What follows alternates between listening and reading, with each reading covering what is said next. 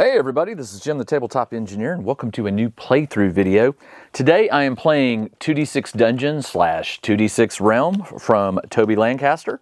And if you've been following along with the series, I'm doing both versions. I go underground and do the dungeon thing, and then I come up and I explore the above ground. I have made some errors here and there as I'm learning the game and I'm trying to figure it all out. So right now I am in turn number 5.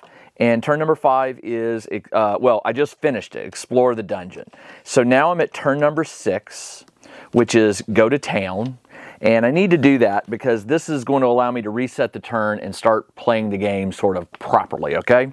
So I do have, just so you know, I've got 51 gold, 52 silver, and 35 copper. Not a lot, but I have a lot of items that I could possibly sell. Before I do that, however, I want to go to town, and I want to do some of the things I need to do. The first thing is liberate prisoners. Now, in the last dungeon, when I was doing the level 1 dungeon, I liberated 2 prisoners. Trying to remember where the first one was. There's one. I know there was another one. Where is he? I can't. If I'm going to crazed preacher. Well, I only see one on here, but I know I did 2.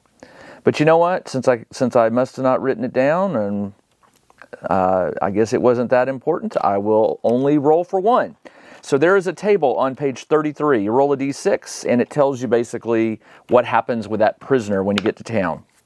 I rolled a 5. The prisoner finds you and gifts you some herbs. Roll on HST1. All right, HST1 is, of course I didn't bring over the tables from the original game. HST1 are the herbs and spices. So let's see what that is. HST1 is on page 15. All right, so we'll go to page 15 and see what that gave me. All right, herbs. Right there, roll a d6. I got a 5, scarlet Oriaveratus. All right, so I've actually got one of those already. So I'm just going to put 2x out beside it, and I'll go see what I can do with that. Now, after you liberate prisoners, when you come to town, there's an order in which you do things. So first off, I need to go to the market and sell some stuff. Now, before I do that, it says you need to see how effective your bartering skills are. Roll 2d6, add your adventurer level, and deduct your precision. My precision right now is 1, so I'll roll 2d6. I got a 6. My level is 2. That's 8 minus precision 1, so I'm at 7. 7 is you managed to achieve the sell price of the loot. So there's no good, no bad. They're just straight up selling. So what I'm going to do is first of all, I can get rid of that. All right, so I do have a few things I can sell. I have a purple mushroom. It says 35 copper. I'm going to keep that. I have a small ornate box worth 7 gold. I will sell that, so I'm up to 58. And let me cross that out. What else do I have? I have a potion of resist magic, which I'm going to hold on to. I also have a potion of constancy, which I'm going to hold on to. Constancy gives you +1 precision and +1 discipline for an entire dungeon level. Resist magic, ignore 1 successful enemy maneuver against you that is magic based. It's instant. Oh, that's nice. So you could roll it as your action, I guess. Ignore 1 successful enemy maneuver against you. Okay.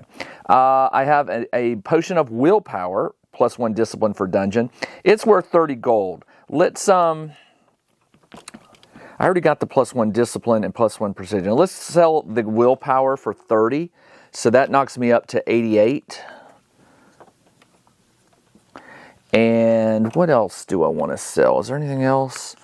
I think that is it. Yeah, that's it. I don't want to sell anything else. All right, so with 88 gold, 52 silver, and 35 copper, I want to go shopping. Now the first thing I want to do is I want to look at this miscellaneous values. I could buy a glass orb for 15 gold. That's useful for some of the gods. They like that stuff.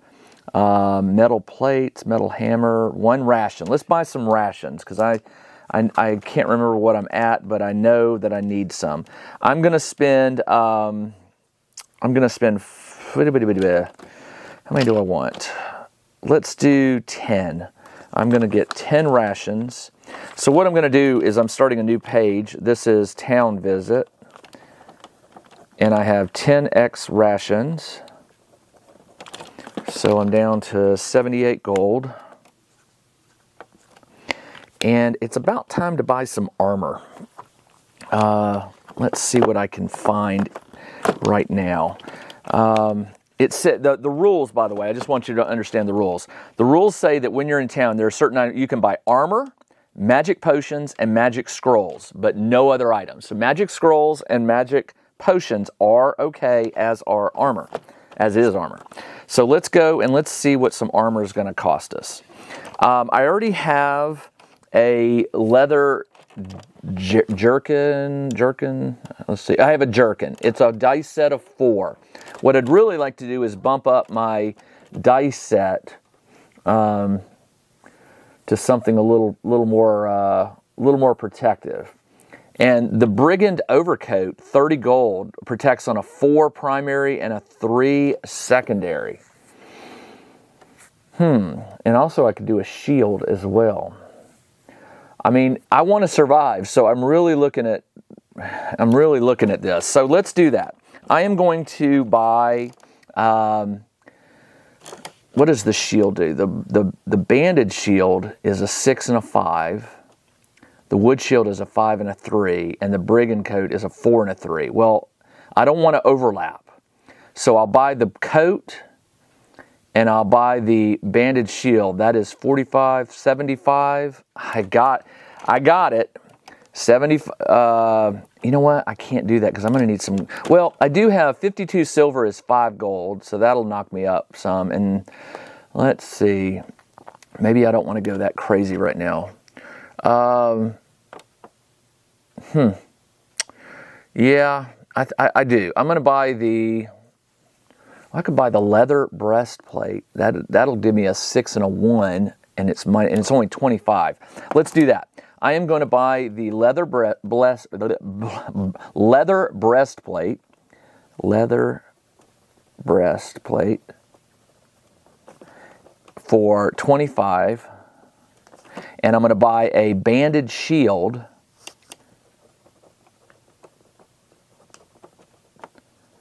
for 45. So that's 70 gold. So I have 8 left. 8 gold left. I got to pay my taxes when I start the next turn, so I'm keeping that in mind. All right, that's good. So just so you know, the brigandine, and I'm going to I'll sell the jerkin for 9. So I'm back up to 17. All right, that's good enough. Okay. The brigandine gives me a 4-3, so I can keep that and do a red 3 for my secondary, and it is -1. And then the banded shield is a 6-5, 6 and a 5, and the banded shield is -2 damage. So let me explain how I do this. You may notice I've got a new board here with some more extras on it. I'm basically just putting the primary number here at the top and the secondary number here, and then below it is a die that tracks the damage that it takes off. All right, so I've got rations, I got my armor. I think I'm good to go. Oh, you know what? I know one other thing I want to buy because I've got those 2 Oreavatus leaves. Okay, so if I look up Oreavatus right here, it says I can create a health paste, 1 of 3 ingredients. That health paste can be used up to 3 times. I want to show you where that is. It's on page, where are you? It talks about the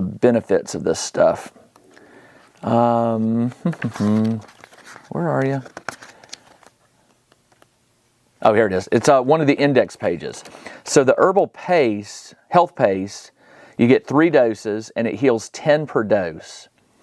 The other thing I could create with the Scarlet Orvia is I could do a medicated bandage, one of 2 ingredients, and the medicated bandage heals 20, which is not bad. I would need Dancoma stems. Dancoma stems cost, what do they cost? Dancoma stems are 7 gold per, and I would need 2 of those with the 2, so that would be 14. That would leave me with 3 gold. Let's just do 1. I'll take off 7 for 10. I'll scratch off the 2 scarlets and just have 1. And I'll combine that with the scarlet to make the medicated bandage. So I have a medicated bandage. And do I want any healing potions? I don't believe I'm going to be able to do it because I'm out of money.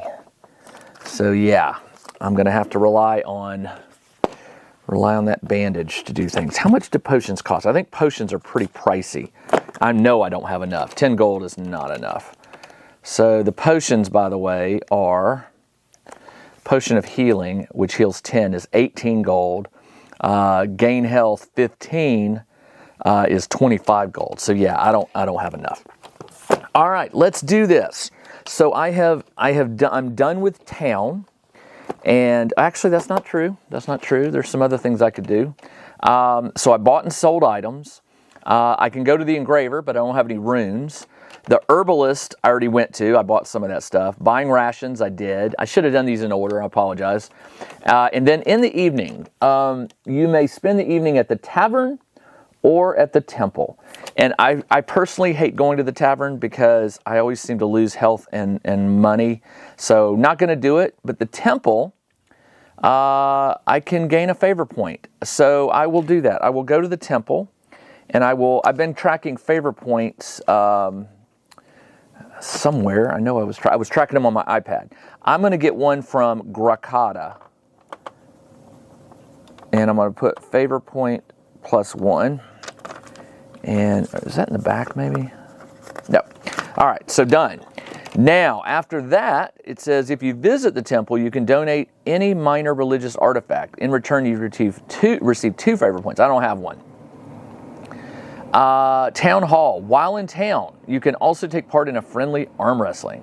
Of course, if you lose, you may have roll 2d6 and add your discipline. That one I'm also going to skip. All right, town is done. So let's go, and we flip this to a 1, and now we are in month number 2. So there. Check out the new RPG and Wargame newsletter. Each week, the Tabletop Engineer shares news, products, Kickstarters, and much more related to the gaming hobby. It's free to subscribe, so check out the link in the video description below to sign up. There's an order in which you do things. It says explore a new plot or plot area of land. Now, what I've got here is my map, and I haven't done a whole lot of exploring. I've got a 3-level tower here.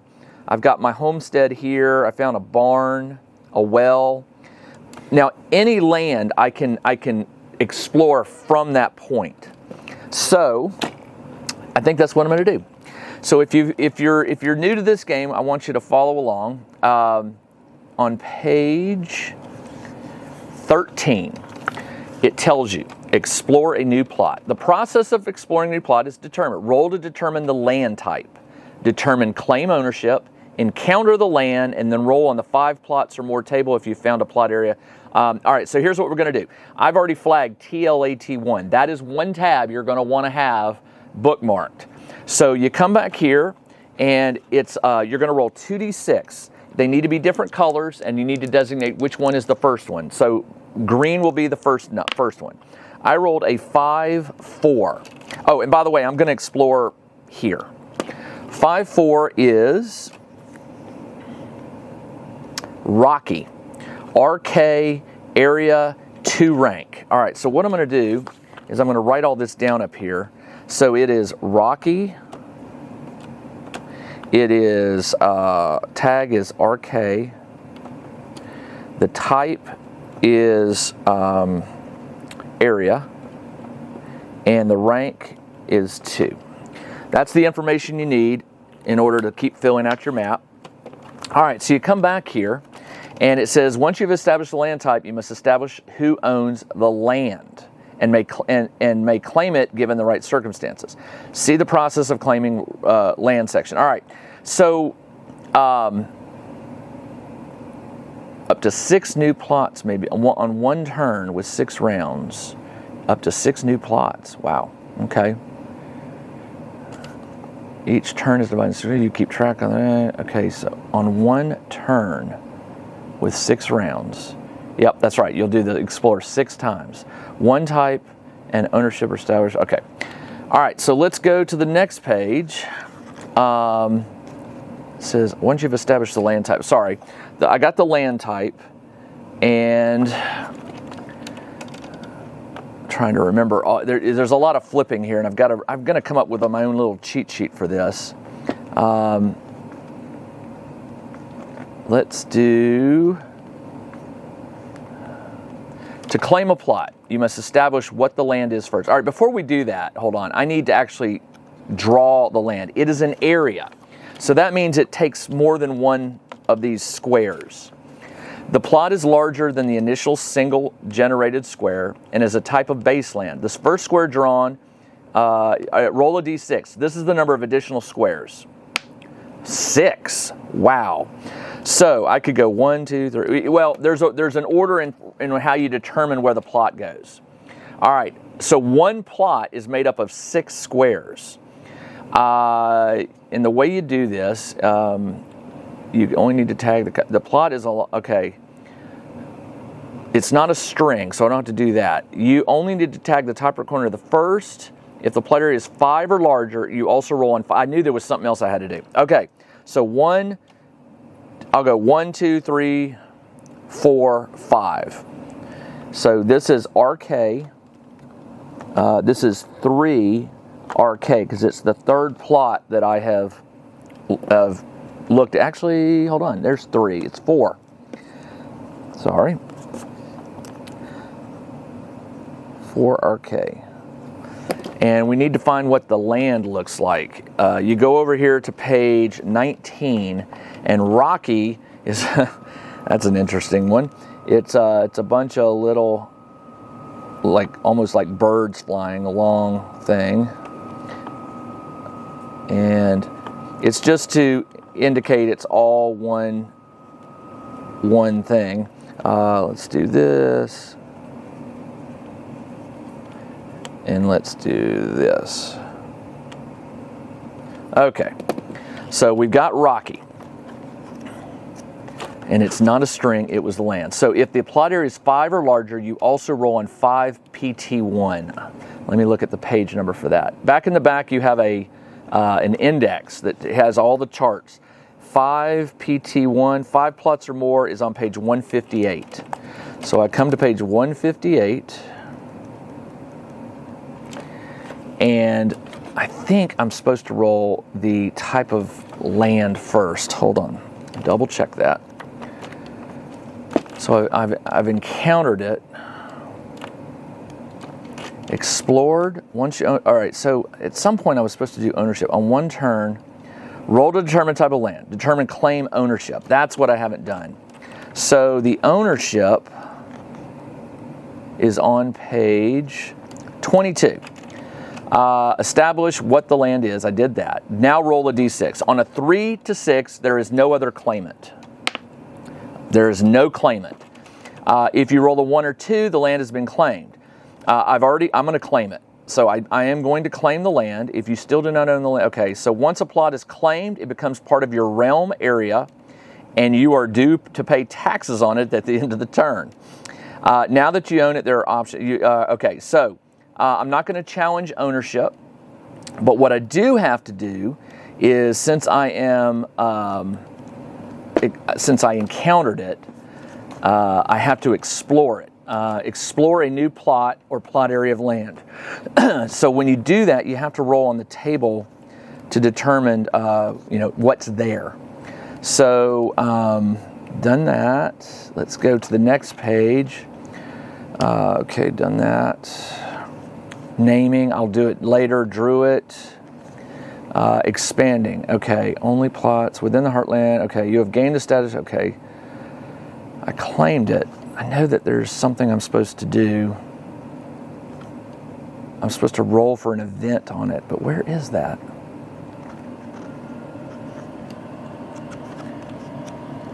My apologies, I am still learning this game. So I explored it. Determine it, encounter, that's the word, encounter the land. That's where you roll. There's some terminology you got to remember in this game. Exploring it, or encountering it is the word. And I should have found that. Explore and discovered, so no, that's not it. Explore the dungeon. Where is that? Encountering the land. Let's just look it up. Encountering the land.